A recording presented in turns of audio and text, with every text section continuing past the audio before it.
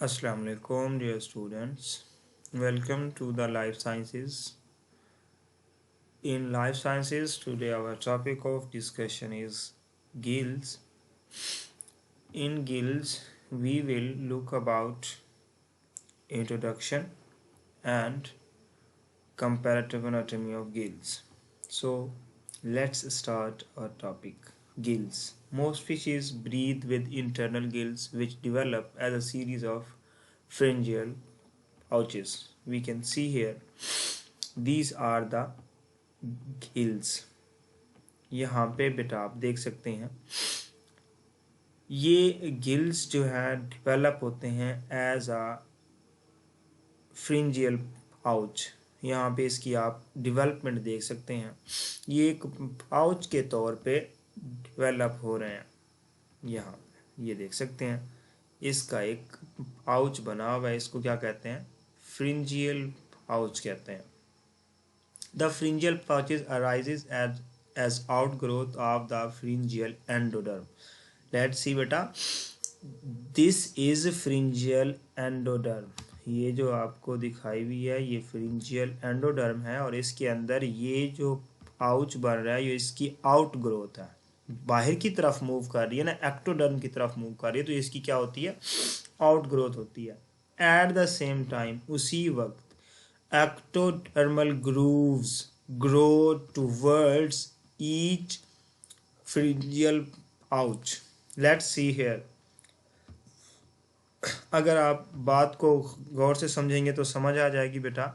देखें कि ये जो ग्रूव है ये एक्टोडर्मल ग्रूव है, जबकि ये ग्रूव एंडोडर्मल ग्रूव है। होता क्या है, इस लाइन में आपको क्या बता रहा है कि एक्टोडर्मल ग्रूव जो होती है वो ग्रो करती है टुवर्ड ईच फ्रिंजियल पाउच। ये जो ग्रूव आ रही है ये तो फ्रिंजियल पाउच है। अब ये फ्रिंजियल पाउच आगे की तरफ मूव कर रहा है और ये वाला फ्रिंजियल पाउच भी इसको कह लें तो ये इसकी तरफ मूव करे, यानी कि एक्टोडर्मल आउटग्रोथ जो है वो टुवर्ड्स द फ्रिंजियल पाउच मूव करती है। Soon only a thin branchial plate separate the groove from the pouch. देखें ये एक दूसरे के क्लोज होती आती हैं, बहुत जल्द ही बस सिर्फ एक स्लिट जो होती है, एक प्लेट जो होती है इन दोनों को सेपरेट करती है, कि गिल पाउच को इस ग्रूव से सेपरेट करती है। When the branchial plate rupture, a passage is formed between the pharyngeal lumen and exterior. फिर चूंकि हमने कहा कि इनके इन बिटवीन एक प्लेट बनी, इसने इनका रास्ता रोक रखा है। फिर एक वक्त ऐसा आता है कि इस ग्रूव यानी कि एक्टोडर्मल ग्रूव और फ्रिंजियल पाउच जो है इनके इन बिटवीन वाली ये प्लेट जो थी ये भी टूट जाती है, ख़त्म हो जाती है। अब होगा क्या कि यही वाली जो फ्रिंजियल पाउच बना था इसका रास्ता एक्सटीरियर की तरफ ओपन हो जाएगा। इसका रास्ता एक्सटीरियर यानी कि बाहर, अंदर से बाहर की तरफ का रास्ता जो है वो ओपन हो जाएगा। इस रास्ते को क्या कहते हैं? फ्रिंजियल स्लिट कहते हैं। You can see here these are the pharyngeal slits. ये वाले जो रास्ते आपको दिख रहे हैं ये क्या है? फ्रिंजियल स्लिट्स है।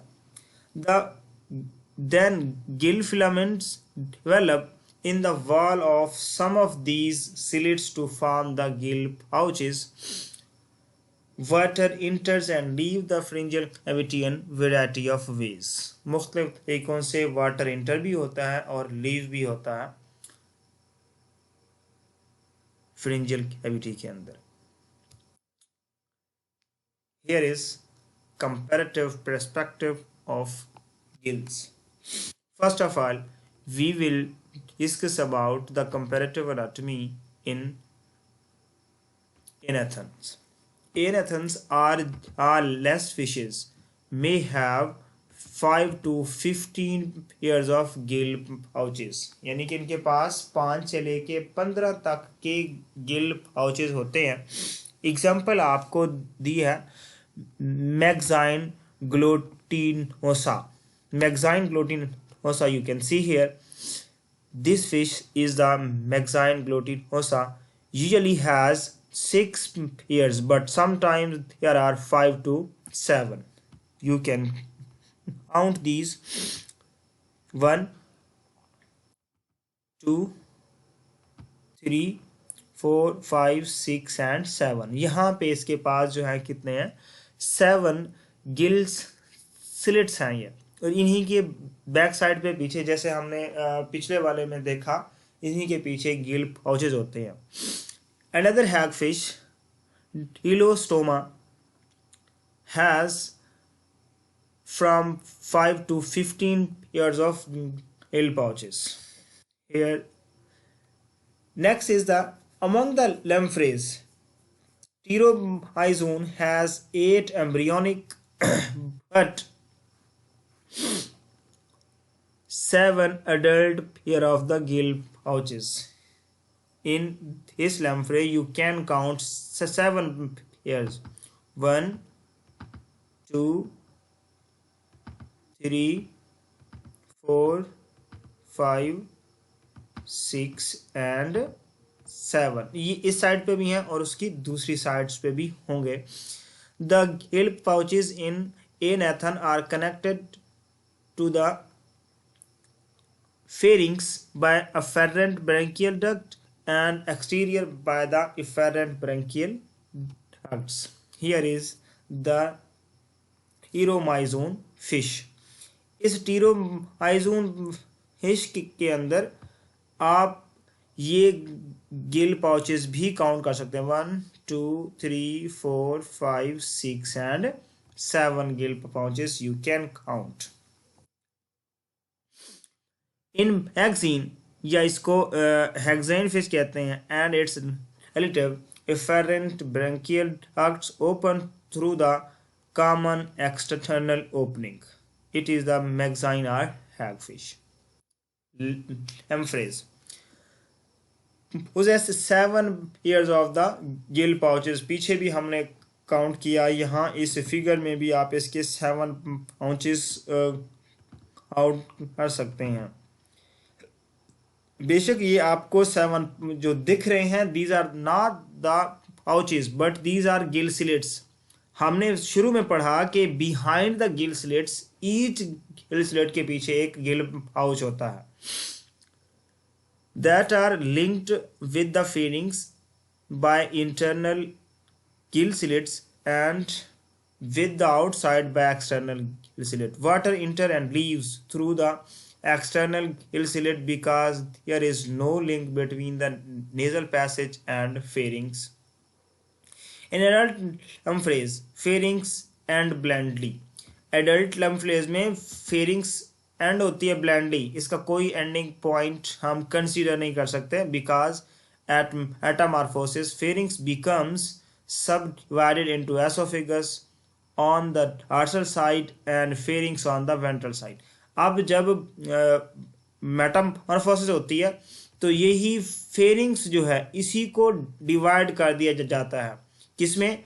एसोफिगस में डॉर्सल साइड पे, जबकि वेंट्रल साइड पे ये फेरिंग्स ही रहती है. A valve called velum is present at the junction of oesophagus and pharynx. क्योंकि इसको सेपरेट कर रहे थे, दो में काट दिया था. इसका डॉर्सल साइड पे हमने एसोफिगस कहा, वेंट्रल साइड पे फेरिंग्स कहा. इनके बिटवीन एक वाल्व होता है, उस वाल्व को व्हीलम कहते हैं.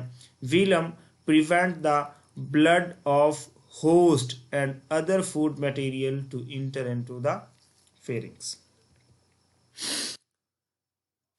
You can count in this number 1, 2, 3, 4, 5, 6 and 7th gill pouch. In hagfishes, hagfish, the Maxine glutinosa usually has 6 pair of gill pouches. Maxine glutinosa 6 pairs of gill pouches होते हैं when water enter through the iris and move through the nasopharyngeal duct to the velar chamber preceding the pharynx. The wall of the velar chamber have pulsating muscles called as velum. इसकी wall जो होती है उसके पास एक pulsating muscle होता है और उस मसल का नाम वेलम है, which is supported by pharyngeal cartilage. इसको फेरेंजियल कार्टिलेज सपोर्ट करता है. द वेलम पल्सेट, यही जो पल्सेटिंग मसल है वो पल्सेट करता है 50 to 100 times per minute in active hagfishes. While जब ये स्लीपिंग कंडीशन में होती हैं तो 35 टाइम पर मिनट जो है ये पल्सेट करता है. The pumping action of the velar chamber moves water into the pharynx and create the vacuum which in more water through the airways. अब इसका काम क्या होता है? ये जो वेलर चैम्बर है ये वाटर को कलेक्ट कर लेता होता है फ्रॉम द फेरिंग्स. वाटर को कलेक्ट करने के बाद ये क्या करता है, एक स्पेस क्रिएट कर देता है ताकि मोर वाटर जो है वो इंटर हो सके. All the hill slits, all the hill pouches are linked the pharynx by afferent branchial duct, while the hill pouches are drained by efferent branchial duct that open to the exterior by a common external aperture. Large pharyngocutaneous duct only present on the left side. सिर्फ left side पे एक बड़ी pharyngocutaneous duct पड़ी होती है जो कि क्या करती है, links the pharynx with the last branchial duct or in some hagfishes to the outside.